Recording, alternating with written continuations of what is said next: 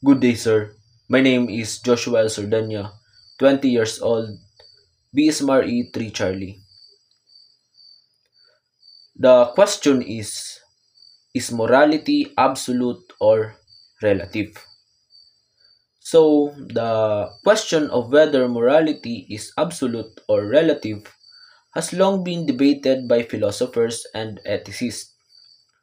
Moral absolutism holds that there are universal moral truths that apply to all people at all times, regardless of culture or circumstance.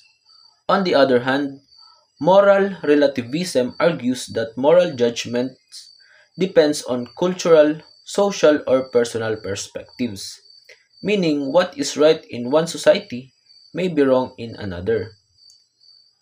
I believe that morality is relative because moral values are deeply influenced by culture, context, and human experience. For example, in some societies, arranged marriage is considered a moral duty to preserve family honor, while in others it is seen as violation of individual freedom. Both groups believe that they are acting morally, yet their moral codes differ based on cultural norms and traditions.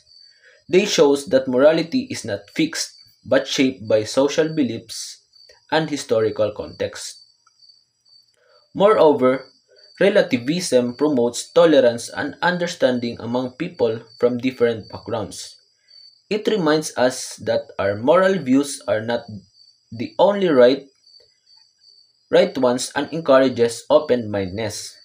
If morality were absolute, it would be difficult to respect diverse ways of life, as one set of moral standards would dominate all others.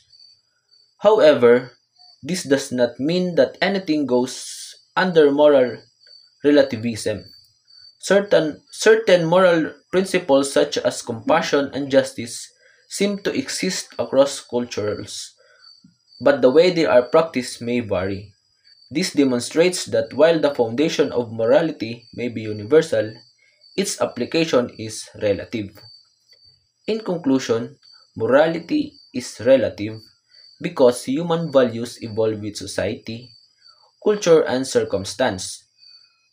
Recognizing this allows us to be more empathetic and adaptable in our moral judgments while still striving toward fairness and humanity.